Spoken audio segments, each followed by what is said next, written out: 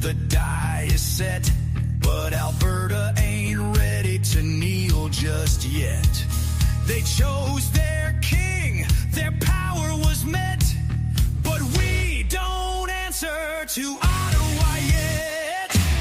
No crown gave us what we've earned, just dirt and fire and lessons learned. Now the ground it shakes, the steel it groans, and Alberta walks alone. We ride sovereign steel through fire, through frost.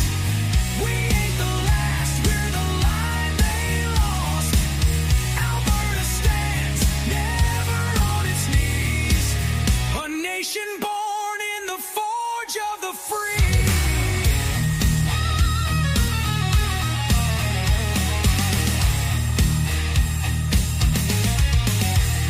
From the rigs to the rails, the crops to the code, we lit their streets, we bore their load.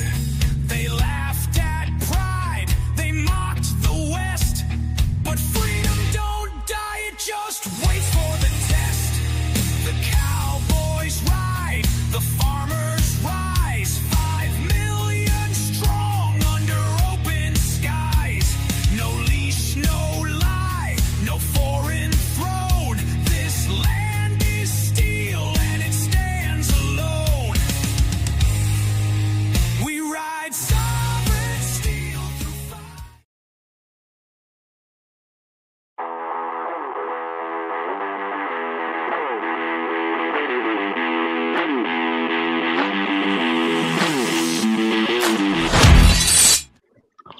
Welcome. It's 7-Eleven Daily Summary with Bruce Show. I am so excited to be here.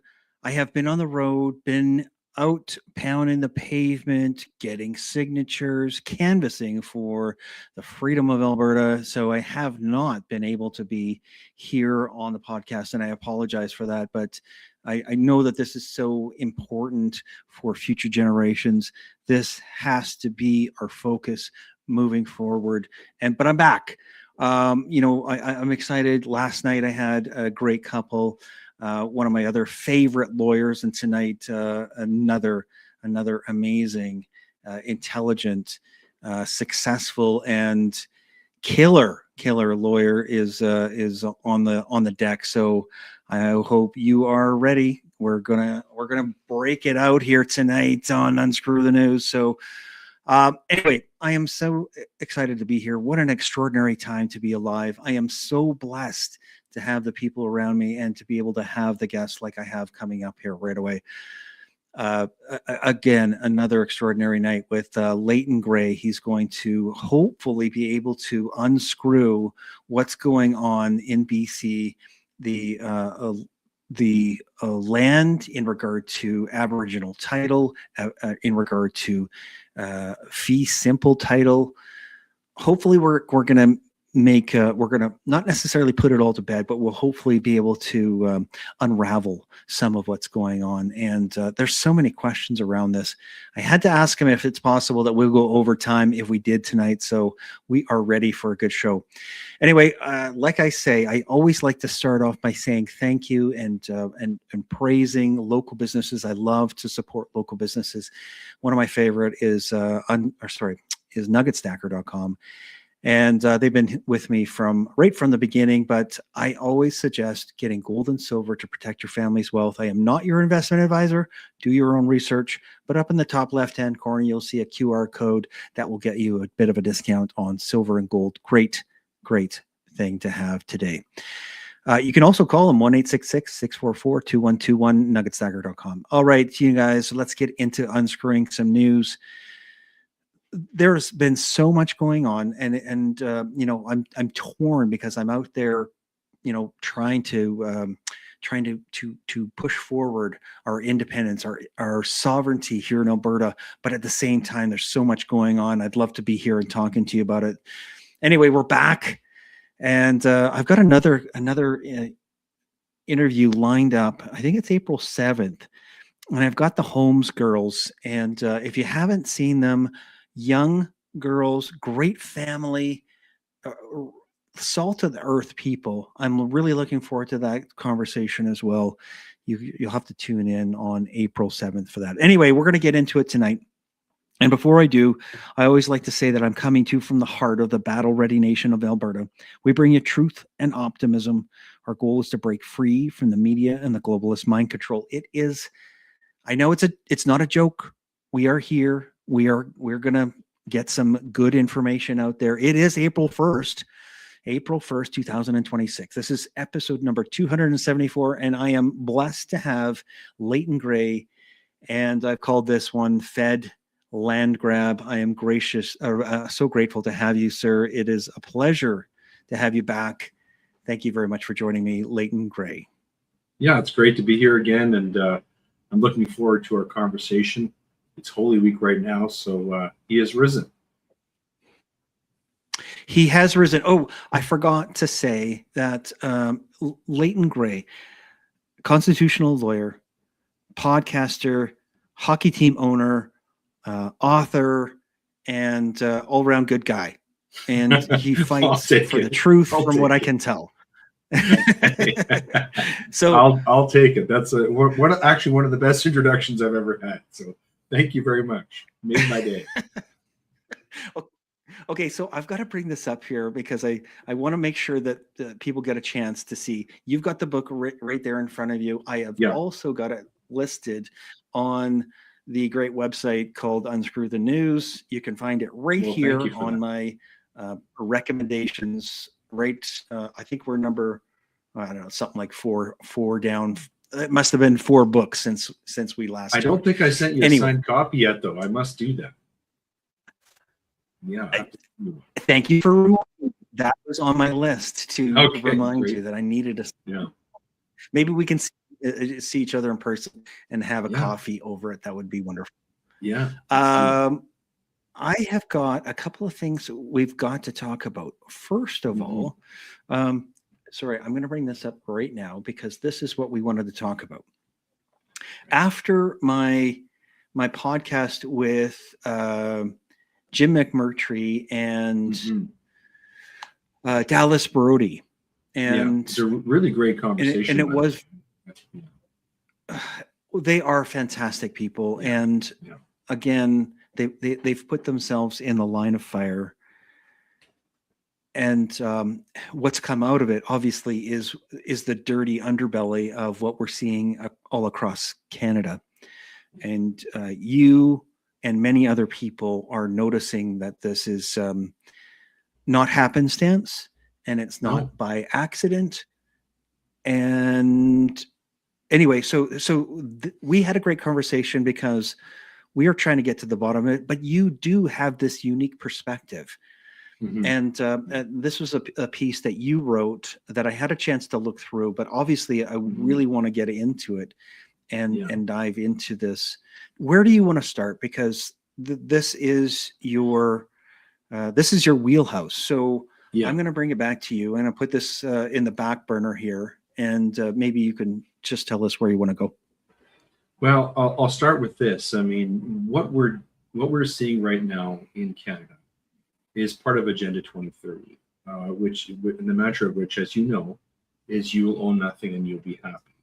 The people who are trying to institute all this, who are instituting this in Canada, are the same people who really like feudalism back in Europe in the Middle Ages, where lords and barons and earls owned everything, and you essentially worked your life out to manage and look after their assets, and you fed on the remnants, on the leftovers. And this is where they want to take us.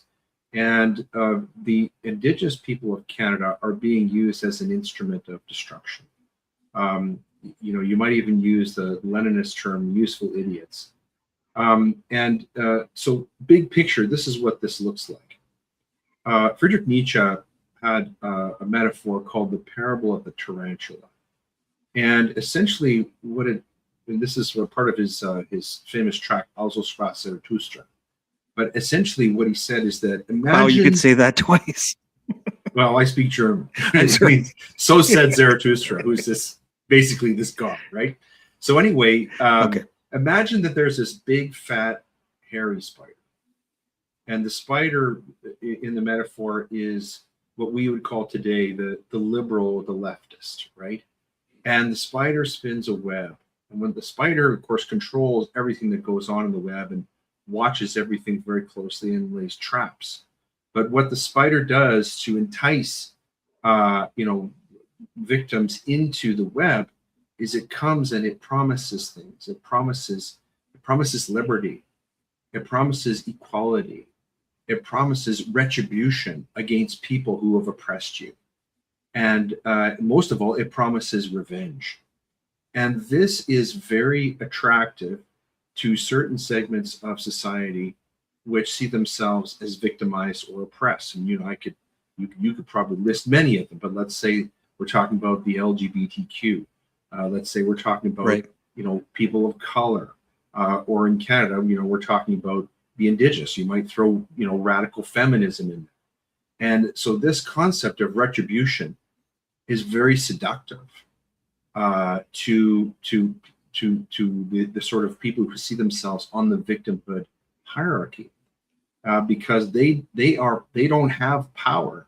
The spider says, "Come into my web. I have the power. You're powerless against these people who are hurting you, but I have power. I'm a big, huge spider, and I can. If you align with me, if you're part of Free Palestine, for example, you align with me, and I'll get retribution for you. But of course, the spider, it's a trap. The web is made to attract the fool, the victim, into the web. And of course, what we see happening is the left continually uses these victimhood groups.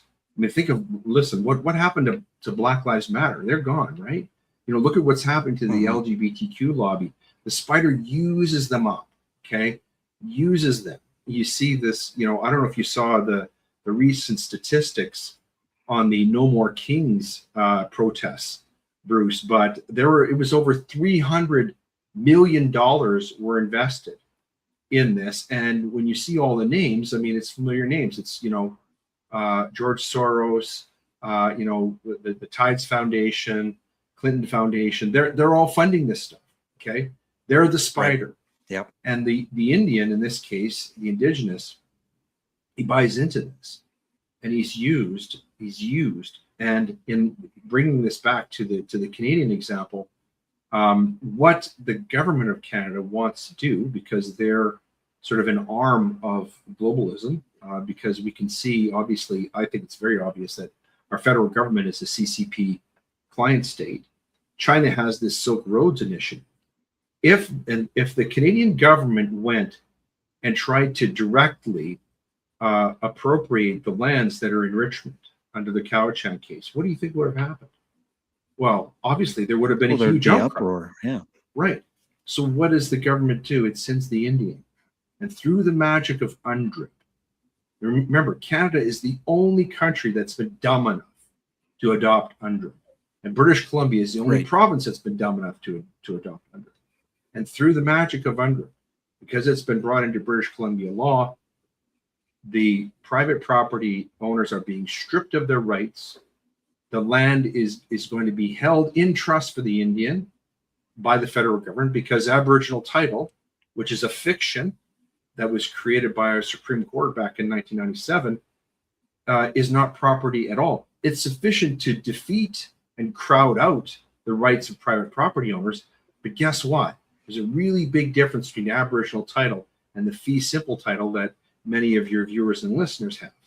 And that is, the Indian can only transfer that land to the federal crown, to no one else. Right. Now, is that right? Is that ownership? By the way, the Indian Act specifically says that all Indian lands on reserve are held in trust. The Indians don't own any of the land that they occupy right now. And it's a complete lie. The federal crown owns all of it. Okay. And so ask yourself, I mean, if you were offered that title, and you were told when you were going to buy a house that the only party you could sell to or transfer to was the federal government, and that the federal government could pass legislation that could expropriate those lands from you, would you buy it? Hell no. You'd be a fool. Of course not. Of course not. But the Indians will take it because they're going to get paid. They think they're going to get paid on the other end. And what's the other end?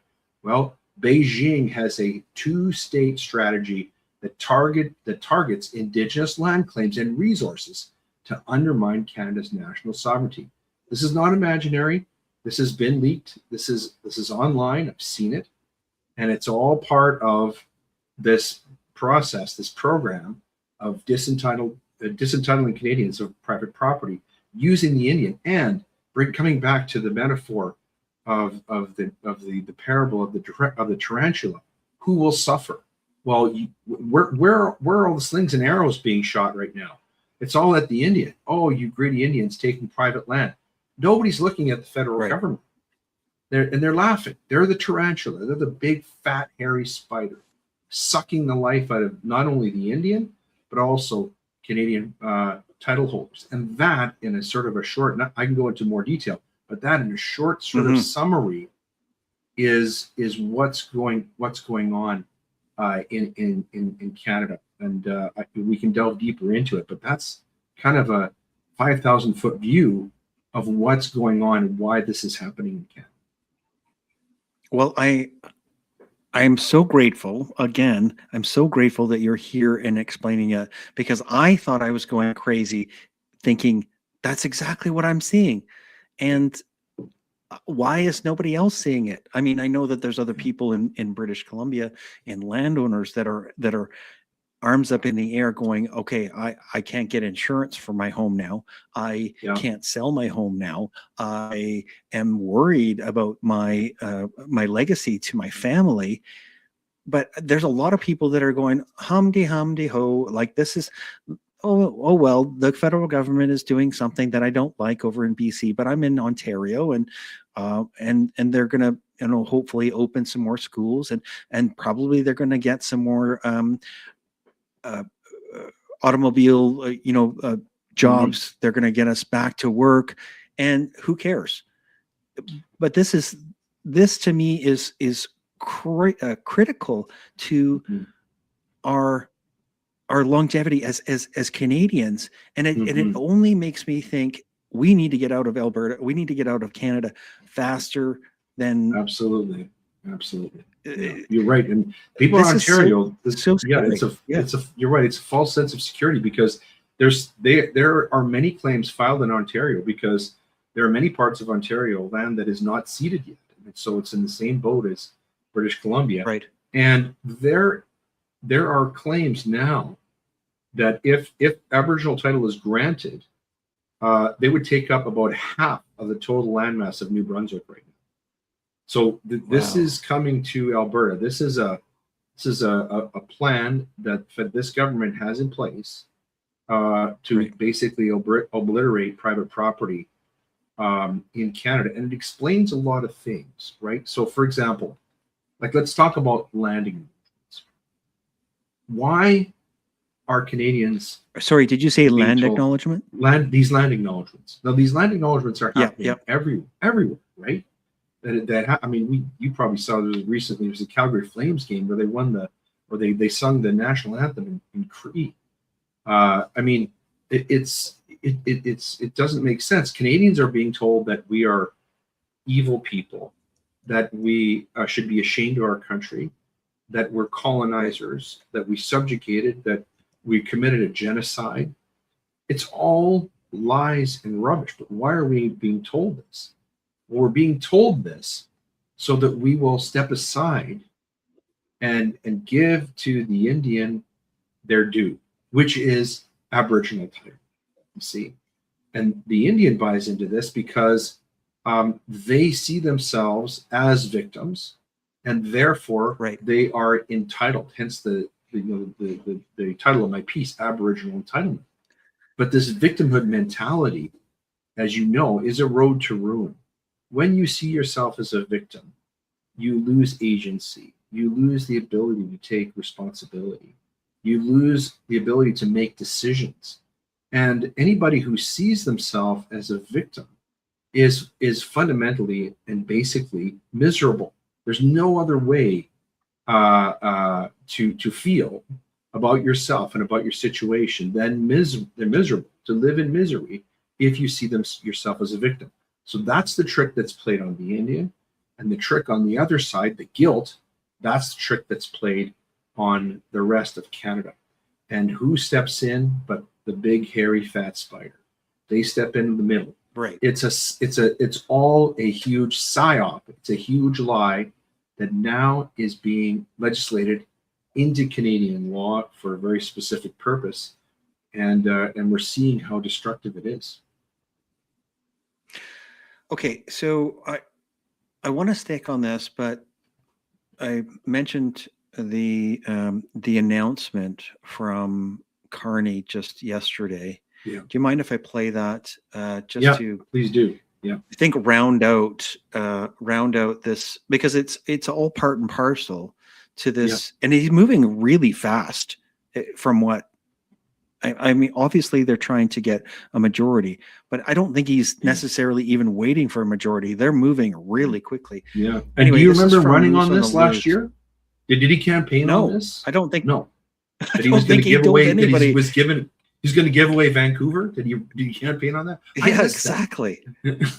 I missed that too, and I'm sure the El Bozos missed it too. Yeah, they probably weren't. Hang on one second. So this is from Moose on the Loose. But he says, why would Carney announce $3.8 billion for nature when Canadians are starving, jobless, homeless? Brookfield, that's why. Anyway, let's just listen to it just for a second. Mm-hmm. But when I saw it on the news yesterday morning, I was flabbergasted that they're so egotistical that they're not even hiding it.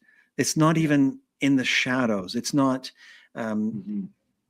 They're not apologizing for it either, and they're not. Yeah. They're just right out there in the open. Anyway, let's play it out. Yeah. We've got Carney's press conference here announcing $3.8 billion for conservation strategy. This is just a way for Brookfield to make money, and nobody's talking about this. Today, we're launching a Force of Nature, Canada's strategy to protect nature. This is an ambitious new plan that invests $3.8 billion of new funds across three pillars: protecting nature, building Canada well, and valuing nature and mobilizing capital. So he starts to give away the key words here. Now, why would he spend $3.8 billion in protecting nature when Canadians are starving? I just showed you food banks are bursting at the seams. People can only do one visit a month in Moose Jaw, but he's going to spend $3.8 billion on nature as if that's some sort of priority. Nature is a force for our well-being. When we're protecting nature, we're protecting Canadians. The air we breathe, the water we drink, the rivers we swim in. Oh my gosh. I don't know if you have anything specific. It's hard to listen to. It's absolutely, it's quite insane. I'm going to just take this off the screen here again. But I wanted to find something. I don't want to completely get off of this, but I do want to talk about the victimhood mentality for a minute. Yeah. And we saw something else over the weekend. Again, I don't want to get away from BC. I don't want to get away from fee title, but I thought that it's important to show, and I'm sure that we've all seen this over the weekend, the insanity that happened at the NDP convention in Winnipeg. Yeah. Did you see some of that? Oh, I certainly did. You know, it's hard to look away when you're seeing such insanity. Clamoring to be a victim. They're clamoring to be their hierarchy of victimhood is and yet who do they select? Who do they select as their leader? They believe so much in diversity. I mean, could their leader be any more white? I mean, honestly. Right. And I mean, and rich apparently. Yeah, rich, and I believe he's Jewish. So, you know, really, like, how much do you believe in diversity? Microphone 2. I don't know. Okay, I'm going to bring this up only because of there's a bit of comedy relief in it. Yeah. So hang on one second. Are you on this resolution? Yes. Microphone 2, please. My name is Mastura Tasneem. My pronouns are she, they. I'm from Ontario. Hello, bonjour. As we conduct this convention today and the past 2 days, Right now, there's discussions of 10,000 American men and women being sent to Iran, being deployed just to be part of this bloodbath. Canada cannot and will not be part of the legacy of blood that was built in Iraq, in Palestine, and now in Iran. This is a no question debate. I call this question, Madam and Chairs. Thank you.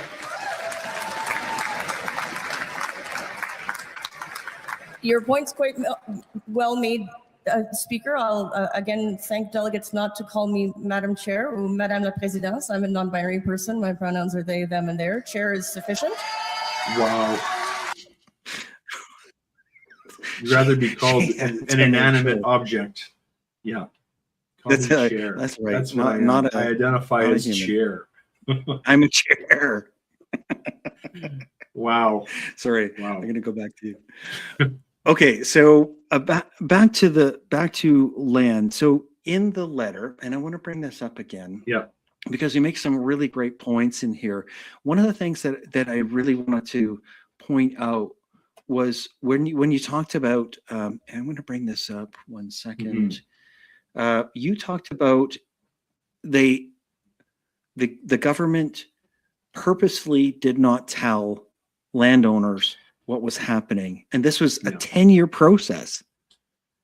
So can you go into that? Because so talking about the Cowichan case, a lot of things, and of course the details of this are hard to find unless you really dig for them, but the Cowichan case is one that first of all, it's the longest trial in Canadian history. It was an 8-year trial. The statement of claim, the lawsuit was originally filed in 2014.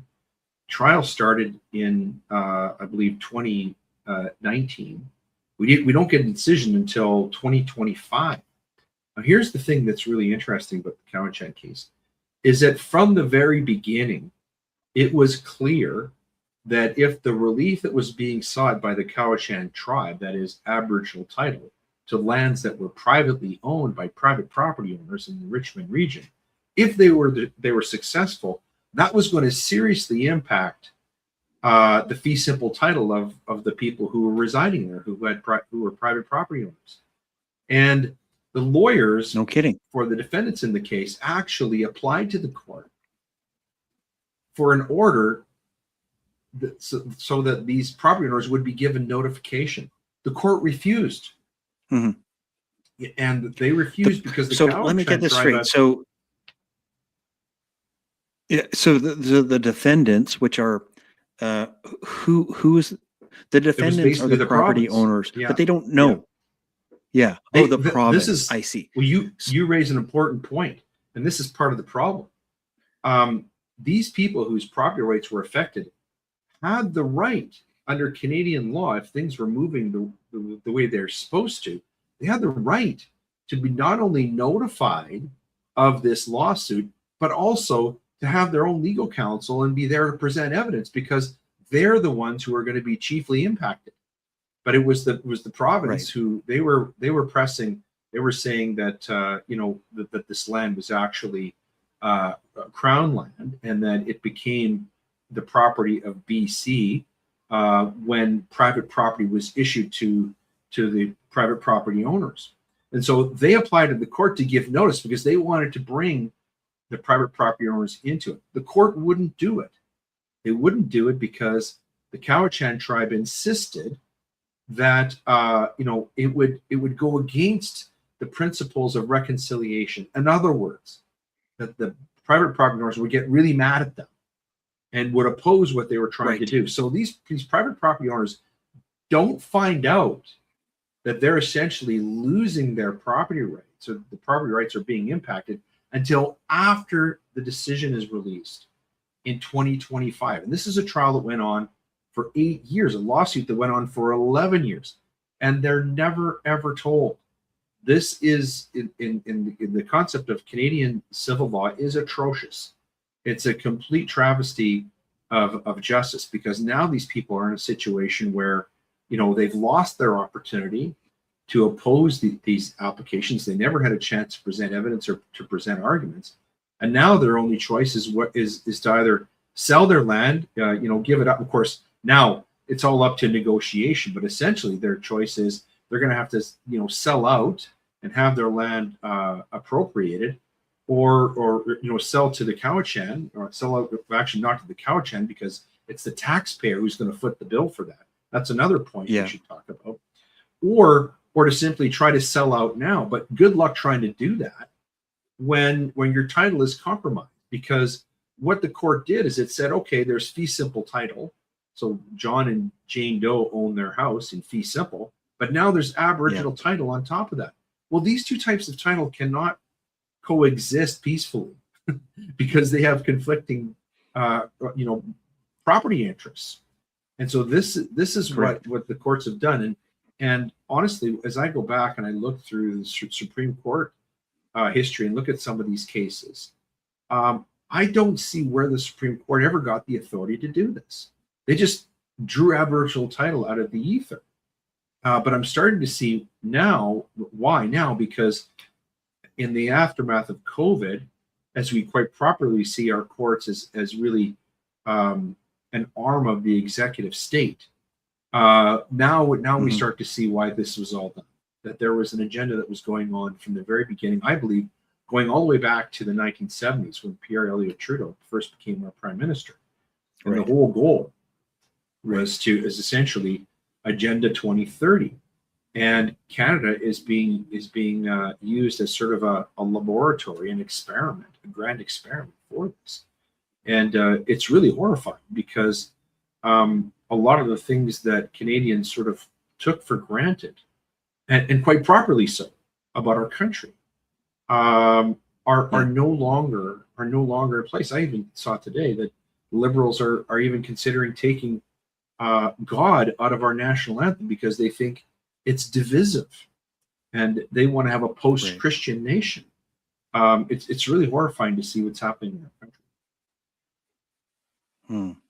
Okay, so I want to ask you, and I know that you might not be able to have the answer, but being the very intelligent and history understood person that you are.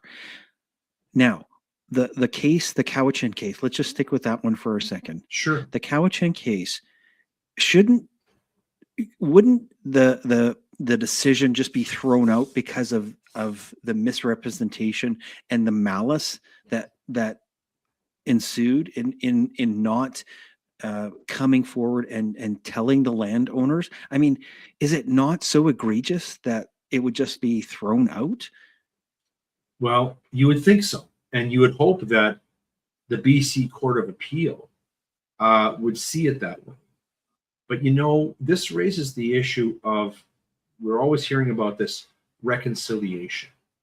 And the reality is that, in my opinion, private property is actually now on the table for reconciliation. And Canadian taxpayers are entitled, I think, to have this clearly spelled out for them by their federal provincial governments.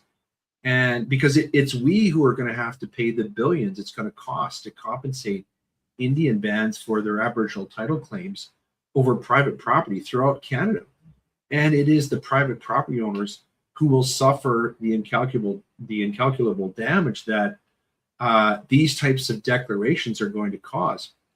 The Fraser Institute is a public policy think tank, and they produce a lot of good stuff. But in December of 2024, they actually published a piece called An Avalanche of Money. People can find this online if they like. And it's a study of the federal government's policies towards First Nations. But it wasn't published as a commentary, but as a study. And to say that its findings are disturbing puts it mildly. From 2015 to 2025, that's the Trudeau years, the annual Indigenous budget nearly tripled from roughly $11 billion to more than $32 billion. And despite that increase, the lives and welfare of First Nation communities have not improved at all. And many class actions have been settled without litigation, with estimated liabilities reaching almost $80 billion in 2023. These specific claims have been settled at a rate 4 times higher than by the previous Harper government.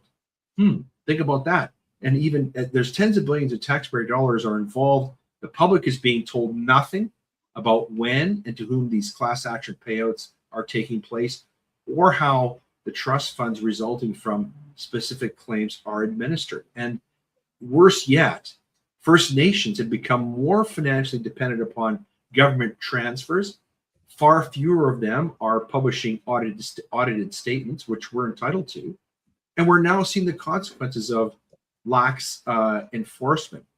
The author of that study is a man named, a Canadian scholar named Tom Flanagan, who I had on my show. And he's a brilliant guy. And he's been often called as an expert witness in these cases over Aboriginal and treaty land claims. And he was once a top advisor to Prime Minister Harper. He wrote something in one of his books that just really, I mean, if I still had my hair, would blow it right back. Think about this. He says that the Canadian government right now is spending more money on the Indigenous than they are on national defense. And so, you know, it was in the news recently that Canada finally, of course, we borrowed the money to do it, but we finally bucked up and met our threshold for NATO. We're still not spending as much money there than we are on the Indigenous. And the question is, why? Why is this happening? Well, there's only one explanation. There's only one rational explanation. And that is, this is making somebody or some group of people a hell of a lot of money. And there's absolutely no question. I can tell you, as a young lawyer, the first job I ever had, I'm most ashamed to say this publicly, but I worked for the federal government. I was in the Department of Justice Canada, which is a great place to start your legal career, but it's not a good place to finish. And it took me less than a year to figure out I didn't belong in the government. And, you know, it's kind of comical to think of me working for the federal government now. But one of the things when I was in the federal government, I saw. Well, that's probably why you're so hard. Well, I saw just some atrocious things, especially in the Department of Indian Affairs. This is going back to the early 90s. This is back in the, early Cowichan days. And some of the corruption, it was so bad that federal bureaucrats used to fight over the opportunity to get into the Department of Indian Affairs because there was so much graft going on. It was just the way you could, you could sort of be like a bloated bureaucratic tick and just suck at the public artery for as long as possible to get your fill. And the abuse there, it was just, I mean, I can't talk in details because I'm still under solicitor-client privilege, but it was a real eye-opener. And what I found while I was working there and afterwards is that Indian reserves are places where money is laundered massively. Because just like the money that ostensibly goes to the Ukraine, it leaves Canada's coffers and then it disappears. There's no accountability. Same thing happens with First Nations reserves and communities. And that's why, they call, people get mad at me when I say this. They call us the First Nations, but actually they should call us the last nations because we're last in life expectancy. We're last in healthy families and marriages. We're first in a lot of awful things like, percentage of prison population, percentage of drug and alcohol addiction, percentage of people getting abortions, in GDP and income, and prostitution, child trafficking, all of it. The Indian is last in this country, and so it's astonishing. But it comes back to this victimhood mentality that we talked about. That the Indian is so abused, not by the Canadian people who are facing this guilt trip, but by the federal government. It's almost like, Stockholm syndrome, and where you just identify with your abuser and you thank him for this abuse. And so when you see these chiefs that recently went over to see the king because they wanted to stop the Alberta independence referendum, stop and think about this. Only about 1% of the population of Alberta lives on reserves. Only about 1%. Okay. And about 53% of those don't live on reserve. So only about 47% of First Nations people who live in Alberta live on reserve. Those chiefs who are there only represent a fraction of that 47%. And yet these guys are going over there. They're getting an immediate audience with the king. and they want to stop. They're there to stop the referendum from happening. Now, just imagine, Bruce, if we sent over the 6 or 7 richest oil barons in Alberta. Okay, the types. The type who run CNRL and people like Sure. that. We sent them over there to try and stop the referendum. The people said, "What do you think the reaction would be?" "Oh, those rich fat cats! Look at them trying to tell all of us little people what to do." But see, the Indian is shielded because the Indian is part of the sort of the lowest on the totem pole in the victimhood hierarchy, and so they get away with doing this. You see, but they're being paid. Who's paying for them to fly over there?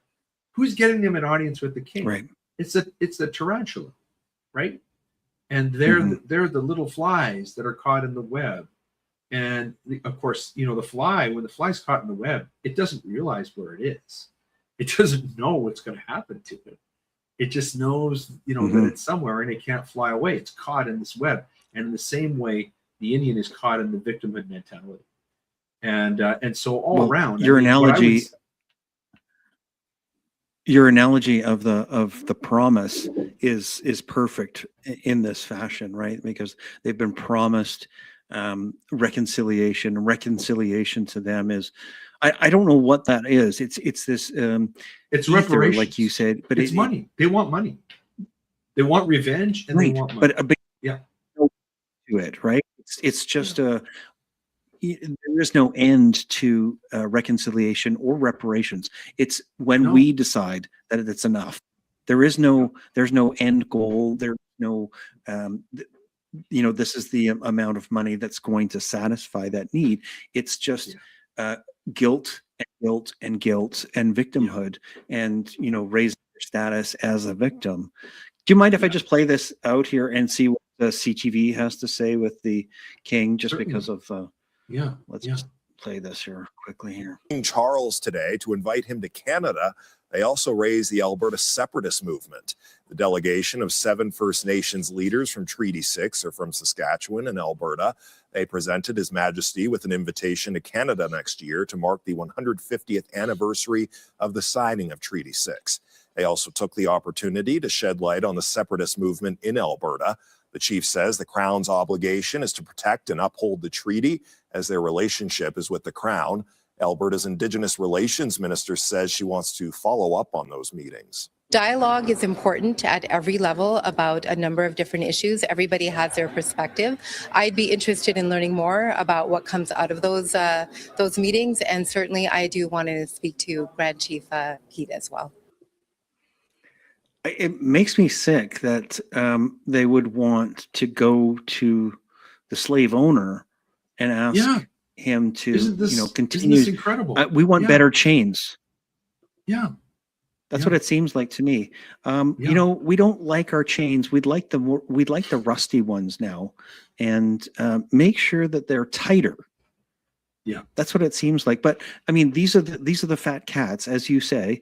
These are the fat cats on the reserves that are fully in the grift and fully profiting from this money laundering that's happening on these reserves. So of course they don't want to shut off the taps.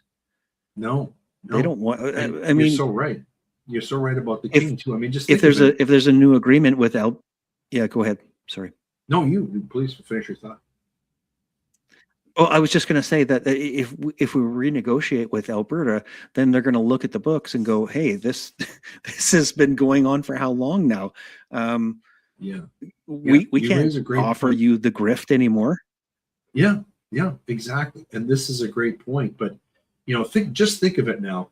If you buy into the lie, and it is a lie, that Canada is stolen, I mean, this concept is ludicrous. Folks, I don't want to, burst the bubble here, but the European people who arrived here originally discovered indigenous tribes that were between 3,000 and 6,000 years behind development. They didn't have horses. They had not even discovered the wheel. Many of them were cannibalistic. They were starving. And the real story of Canada, the truthful story of Canada, if you want to know it, and you know, if you want to find out, read. I mean, pick up a book by please do. Pierre Burton, okay, for example, right? The real story of Canada is cooperation. The Indian helped the European settler to adapt to a harsh land to which they were not accustomed, and the Europeans brought many things, many types of technology that were life-saving, that improved the lot of the Indian. And the reality is, many of the First Nations tribes that lived here on this land would be extinct now. They would have died out and been starved or been destroyed by other Indian tribes if the European settlers had not come. Now, am I saying that the whole story is just a big romance? No, but I'm saying that the Thanksgiving idea is not totally false. It's actually closer to the truth than the whole colonialism. But let's come back to the king. Here we have these chiefs. I mean, going to the king. Who stole your land? If that story is true, who stole your land? It was the king.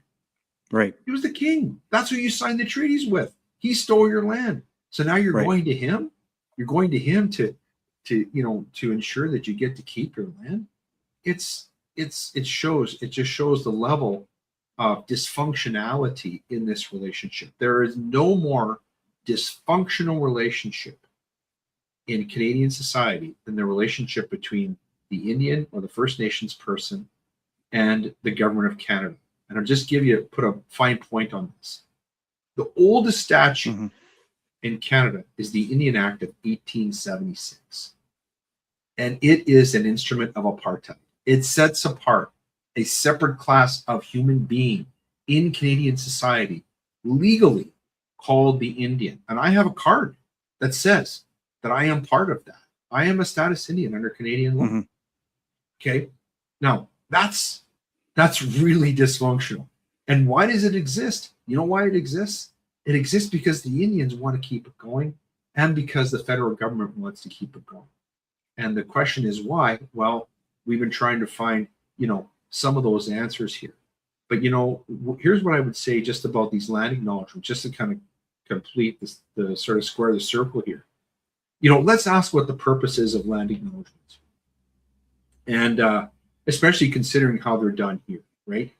If the purpose is really to apologize, and then as you put it, and you put it very well, you say, when does it end? I agree. When does it end? That's an important question. Does it end after court-awarded Aboriginal title strips every private landowner in Canada of their property rights? Maybe. If the purpose is to honor those who came before us, then hey, what about all the non-Indigenous people like Sir John A. Macdonald who helped build this country? Don't they warrant recognition? Or how about someone like John Graves Simcoe, former Lieutenant Governor of Upper Canada, who was largely responsible for enacting legislation which ended slavery throughout the British Commonwealth? And what I'd say about Canada, and I would say this especially about Alberta, because the rest of Canada seems to be more and more strange to those of us who are Albertans, but I can think of few nations which have more to be proud of and less to apologize for than Canada. And if doing a land acknowledgement that builds and strengthens a nation is one thing, like for example, singing our national anthem, that's fine. But doing one that weakens us is a totally another thing. And we have to understand that's part of a psyop. And we need to acknowledge that there's an important distinction there, and we have to act accordingly. Otherwise, I don't think we're going to have a country much longer.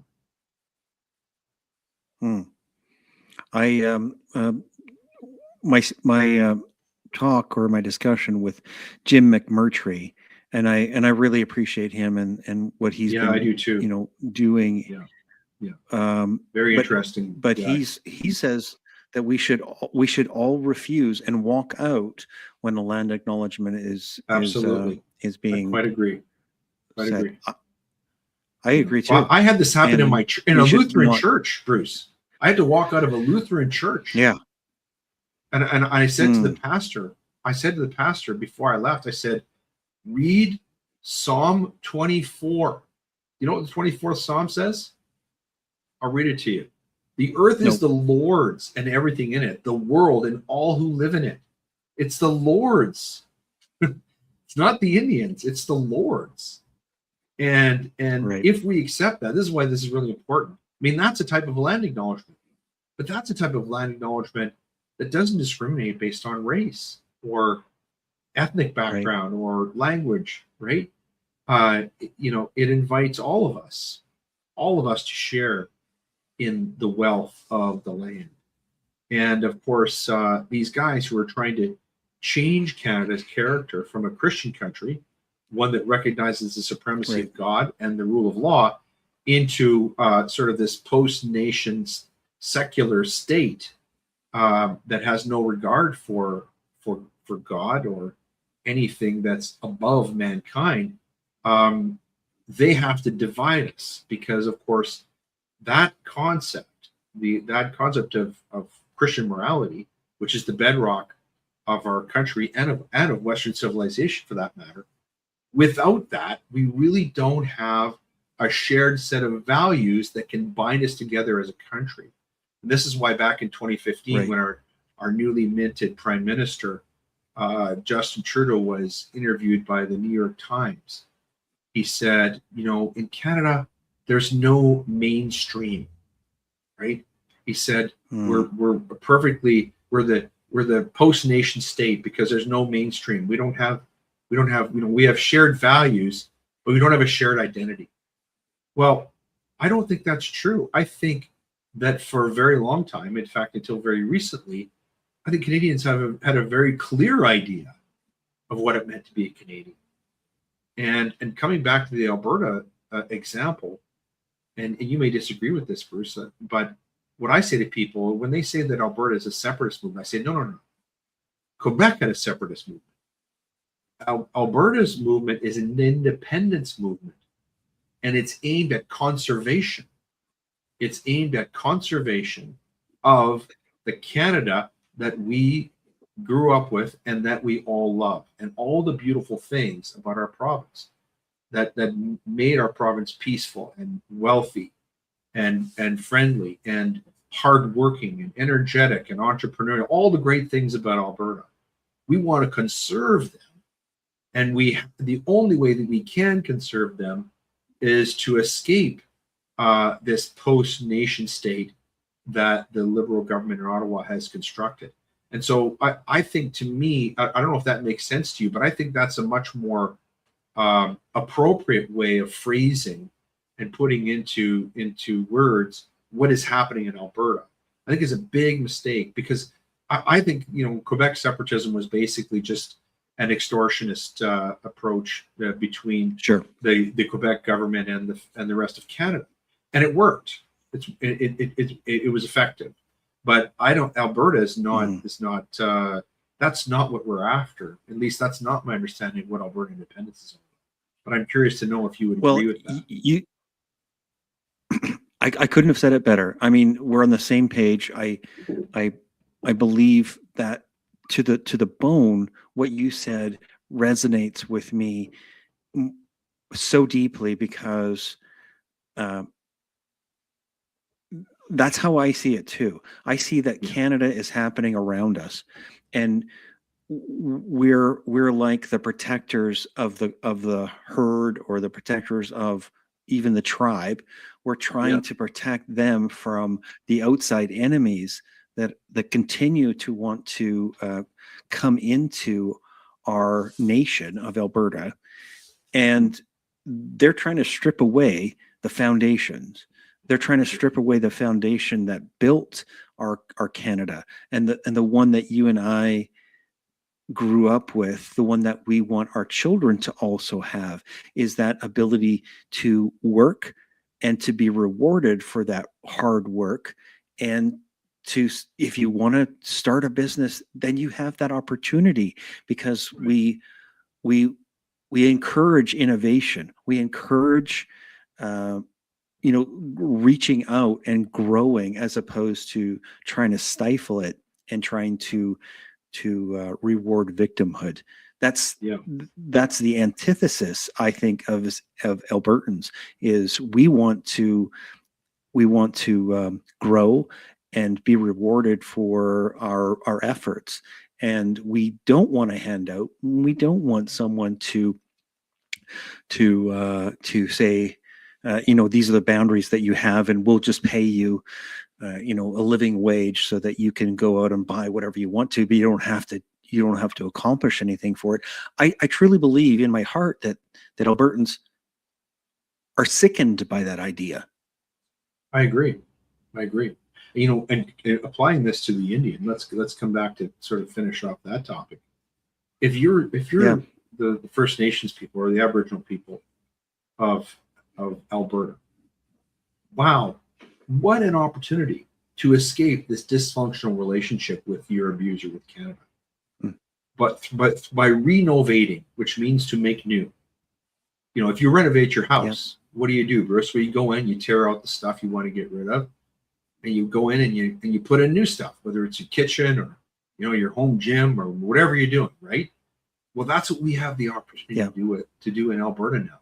It's a once in a lifetime, maybe once in a century, once in an epoch opportunity to renovate.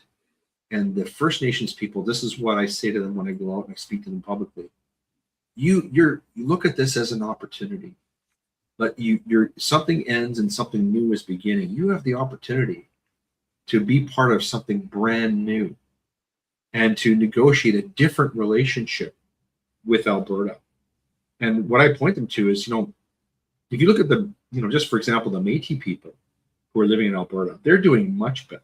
They have much more autonomy, more control over their land, more cooperative relationships with municipalities and with the provincial government. They're doing much better on nearly every metric than people living on reserves. So that's just one example of where the treatment of Aboriginal people in Alberta is already better.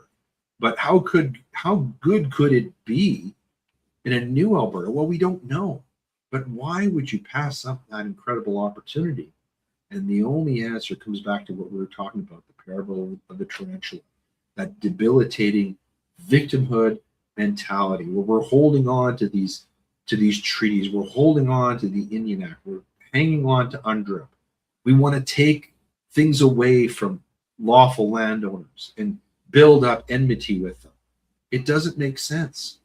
And that's going to be a very, very difficult divide to bridge for the leaders of Alberta independence. And I don't know how it's going to be done, but I do know how it's not going to be done, and it cannot be done by treating Aboriginal people in Alberta the same way they've been treated by our federal government for centuries. Okay, so just to sort of round out the conversation in regard to BC and land titles, because I know that anybody watching this is wondering, what do we do now, Leighton Grey? What has to happen? Do I have a chance? Is there a light at the end of the tunnel as far as that is concerned? Because in the short term, we obviously want them to have some sort of success, or at least some ability to think that there is a chance. I think in the long term, we have to consider the rest of Canada, and Alberta being one of those, one of the building blocks, I think, for this Marxist takeover of Canada that really wants to, sweep across and do the same thing for each and every province. You and I are definitely not going to allow that to happen here in this province, but for the rest of Canada, they might be bulldozed just the same way that BC is going to be bulldozed. So in the short term, is there any hope for landowners in BC? Well, yes, but it's going to take a level of grassroots political activism in that province, like what has been done in Alberta. You know this, Bruce, because you're out there on the front lines taking signatures. The reason why Alberta independence has gotten to this unprecedented stage where we actually have enough signatures that we know the referendum is going to happen. The only reason why we got there, the only reason why we're able to get rid of Jason Kenney, the only reason we're able to do that is through grassroots activism. And that's a huge difference between Alberta and British Columbia. So what I would say to British Columbians is model yourself after Alberta. We've shown you that it can be done. We've shown you how to do it. And if you don't know how to do it, talk to us. Because now we have people who have been working for now over five and 6 years and longer working on this. And our leadership has learned a lot. And we're willing to share with you.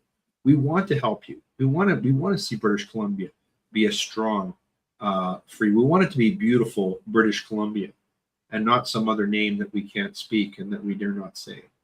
But it's got to come from the grassroots. So that's a big key. Right. And, I think people, because what's happening in British Columbia, unfortunately, I don't want to paint them all with the same brush, but I think many of them is they see the complicity of Mr. Eby with the federal government and with the whole globalist agenda, and they feel powerless. They feel like they can't do anything. And Right. that, of course, that's how they want you to feel. That's the disarming part of it. This is a government that is trying to literally disarm Canadians, but they're trying to disarm us and feel like we have no agency. But British Columbians do have that agency, but it takes getting organized. It takes, getting together and meeting in places like, Kelowna and Penticton and, all these other places, and organizing and saying, look, government, we're not going to stand for this. We're going to push back. And you get organized enough, then you've got a movement that can remove a premier, that can remove an MLA. And that's when they start to take moves.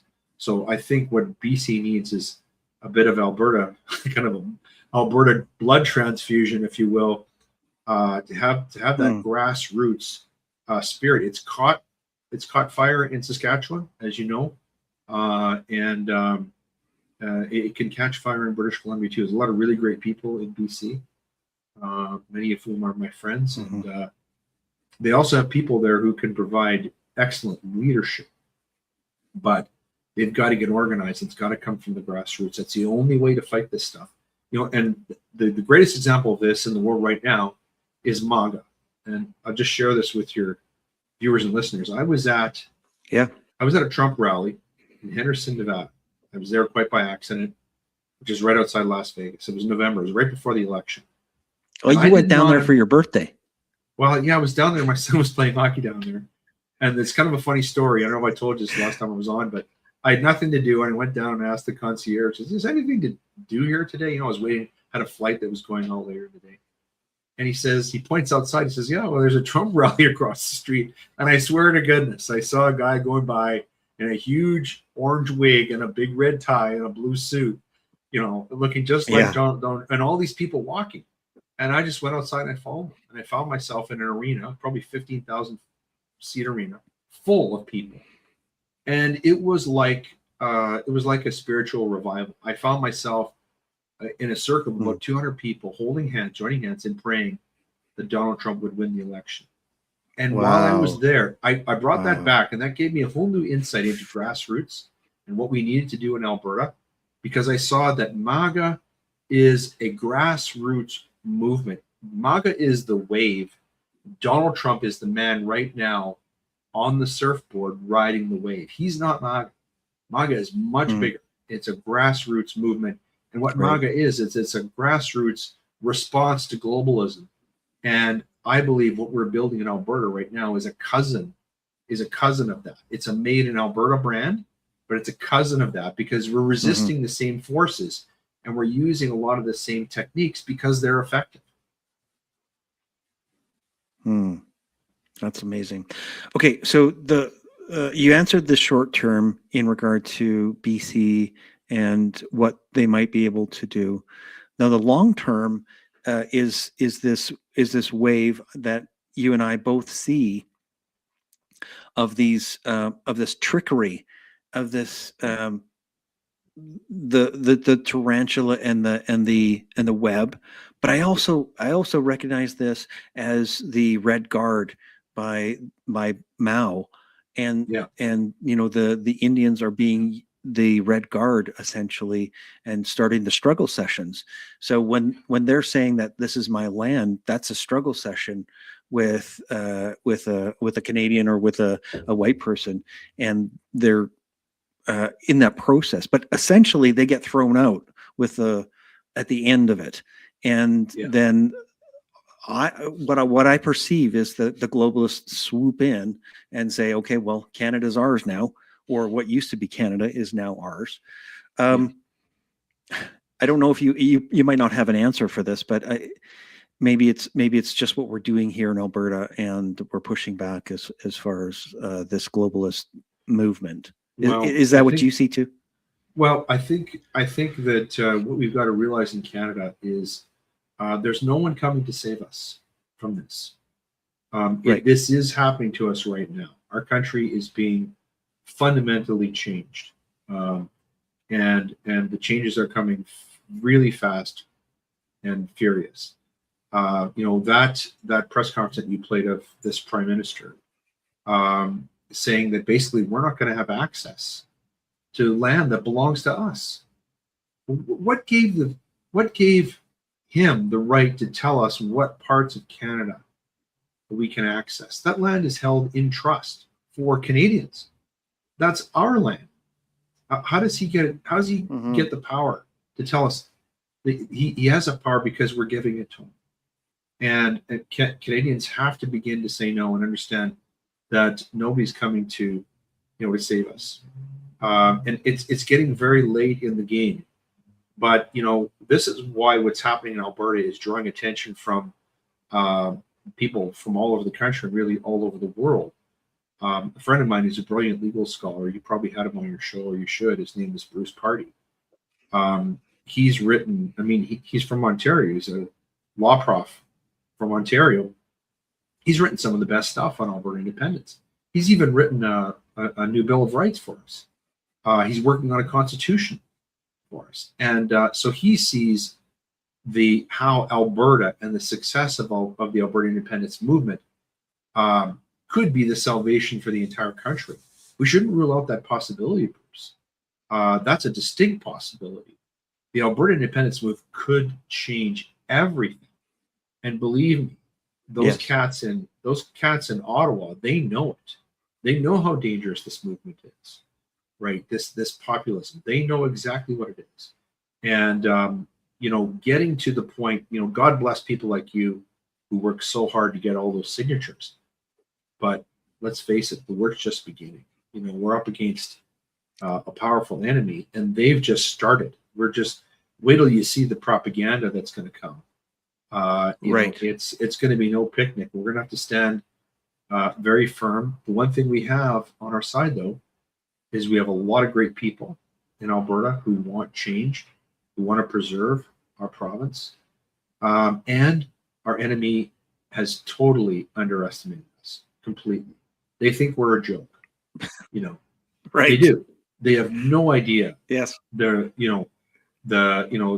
intelligence, the skill, the resilience, the resources that we have, and that's to our advantage.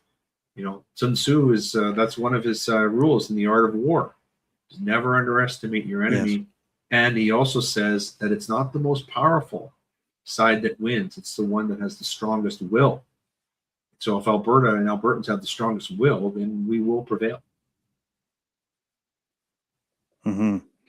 I wrote a piece about that today. Actually, I wanted to mark the day yesterday when it was acknowledged that we had. Mitch, I guess, has that must have been a great feeling for you. Allotted number. Yeah. It certainly is. I just wanted to. Absolutely, but I think it's a great feeling for Albertans in general, and I think that we have to mark the day that it happened, that we were able to achieve that, even though we don't know the number, and even though we still have a long way to go.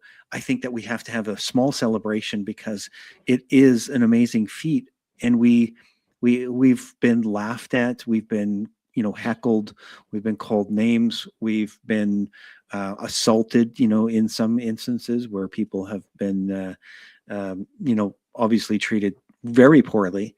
And, but this is a really an amazing time in Alberta and for the world, right? As you and I talk about BC and Saskatchewan and many other provinces, but other countries are also recognizing this and getting on board with standing up to the globalists. I mean, is it was it France that now has basically pushed Macron out? Other countries as well. I don't know. Hungary, I know, is certainly not willing to lay down and take it. No. Anyway, I don't know where I was going with that. I just wanted to mention during our conversation that this really is an amazing time, and the amazing Albertans. I am so proud, especially after the last 5 or 6 years of being let down by Canadians in general. I am so proud of my neighbors and my family and my friends here in Alberta. It's just an amazing time to be part of this. Yeah, it really is. And, I can tell you from going back like 4 years ago when I was going around with Dr. Modry and others talking about Alberta Prosperity Project. And the crowds back then were small, but they were interested. They listened. And honestly, back then, where the movement has gotten to right now seemed like a million light years away. Almost like, getting to the moon by 1969 must have seemed in 1960. John F. Kennedy said, "We're going to put a man on the moon." It was like that. And to see it come to fruition, or at least get to this stage, it's really incredible and so inspiring. And I'm very grateful for the work that people like Mitch and yourself and many, many others, Jeff Rath, have put into this to get us to this point. But as I say, though, it's important to remember the job's not done. Tomorrow night, I'm going to be in St. Paul, Alberta, with Chris Scott, talking to people about Alberta independence and why it's important, and why we've got to change things, and the only way we can change things is by renovating our political relationship with Ottawa, and we have to keep stressing that message, because we know that the propaganda campaign from the psyop on the other side, it's going to make COVID-19 look like a picnic. I agree. Anything else that you want to say before we end off? It seems like we're sort of tailing off on here, but just for one, I just want to say one final thing, and that is just on the subject of Alberta independence. And this is, applies to Indigenous people too. A lot of the arguments for Alberta independence are very persuasive. We talk about the pension plan and equalization, and being fairly treated and having meaningful representation, and all of that, all those arguments, that we'd be the richest country in the world on a per capita basis. All these economic arguments are very compelling, but they really don't move the needle. I think what has to move the needle is we have to reach the hearts of people. And I think what's going to reach the hearts of people is to make them know that the province or the country that they're going to live in is fundamentally good.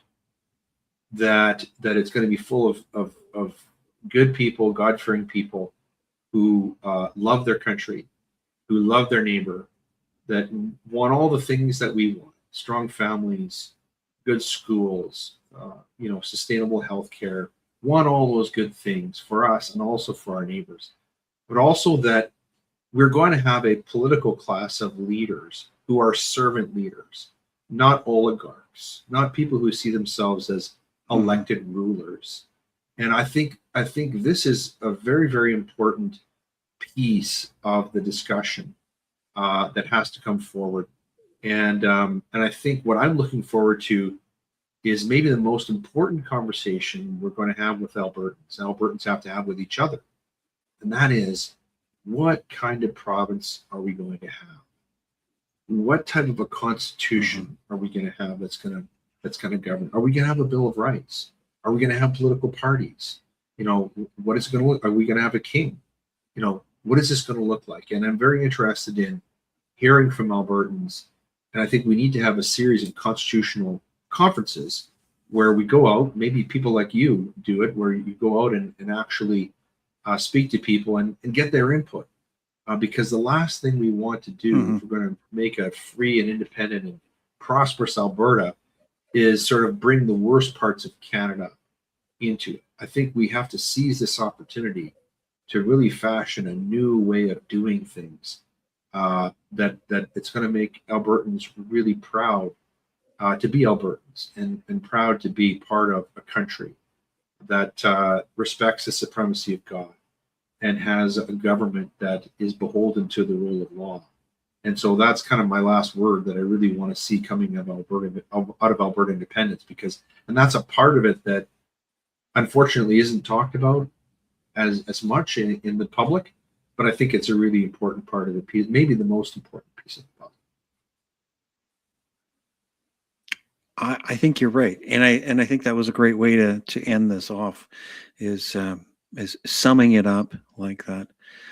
Thank you so much, Leighton. It's always enlightening, and you've helped to shed some light on this quagmire of fee simple title and what's happening in BC. And people should be looking for your book, and I'm looking for my signed copy. But Lies, Laws, and Liberties, and and you can get it through. Do you have another place, or is it Amazon the best place? Just Amazon. I've actually got another book coming out shortly. It's called Trials, Tribulation, and Truth. Yes, I'm addicted to consonants, but it's a sort of a sequel to this one, the one that's out right now. Sure. It's a real joy talking with you. I always enjoy our conversations, and I'm really hopeful that maybe we help people to see some of these issues in a different light. And I'll be interested to see some of the comments come through from your audience. People, if they take issue with what I've said, I'd love to hear that and maybe provide feedback on some of the stuff that we've talked about it, because obviously this stuff is quite controversial.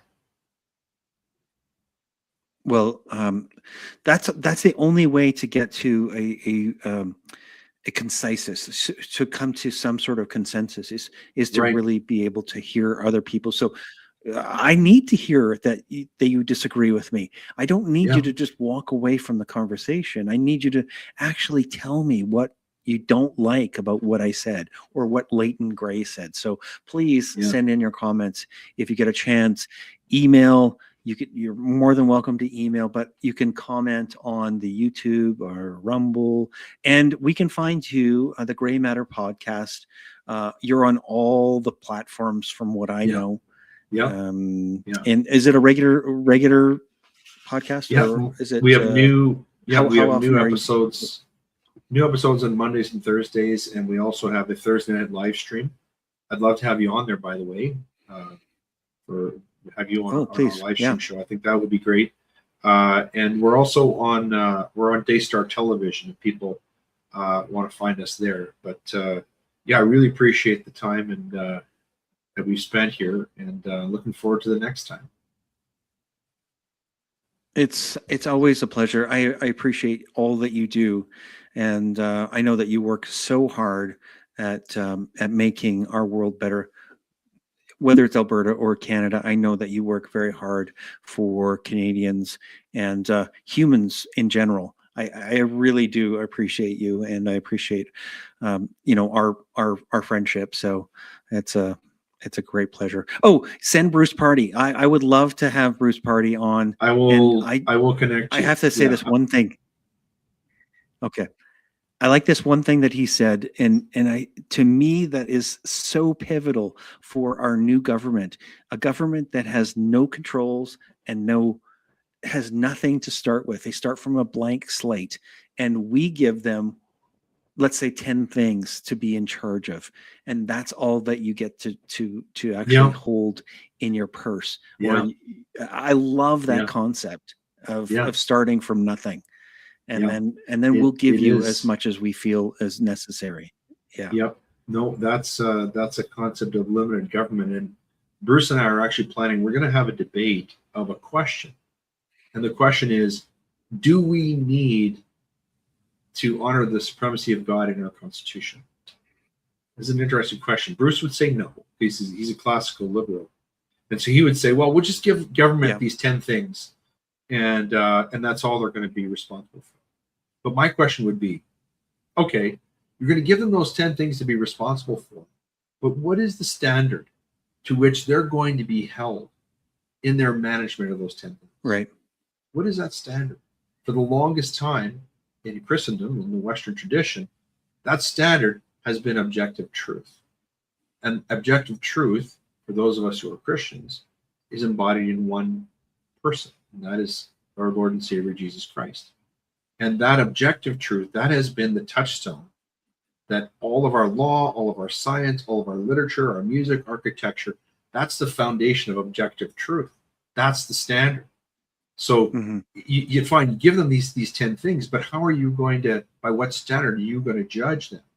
Are you going to expect them to be servant leaders the way Christ was in the Gospels? He tells them, look, to be first, you must be last. I'm going to wash your feet. And they say, well, no, you're not going to wash my feet. Lord says, no. If you don't wash my feet, you are no part of me. So this is kind of I'm presaging the argument, but it's an interesting question. Can we have a functional rule of law in a society where we do not acknowledge the supremacy of God? Historically, in the West, it's never been done. Every society that has banished God from the public stage has gone to tyranny, from the Soviet Bolshevik Soviet Union to Nazi Germany, Maoist China, on and on and on. They've all gone that way.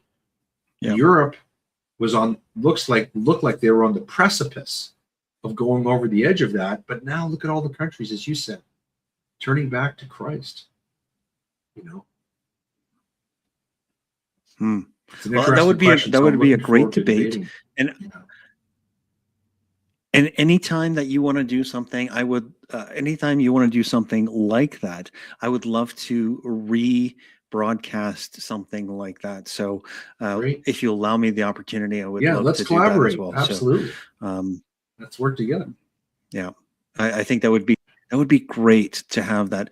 I look forward to it. So thank you so much for being here. Yeah. God bless you and your family. And I look forward to the next time. And happy Easter to you and all of your audience. Okay. It's been my privilege to be here.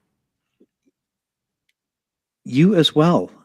Stick around, Leighton, if you don't mind. I'm just going to say goodbye to the audience. Thank you so much for being here. If you are still watching, I appreciate you to the nth degree. Make sure to share this out. Get more eyeballs on this information. We have to share this out. We have to wake up more people. Get it out to your friends and family. And let's stay sane together. Keep your head on a swivel. This is Bruce, and I'm out of here. Thank you so much for watching Unscrew the News. I appreciate your participation in freedom in Canada. Share this information and help others to wake up. God bless.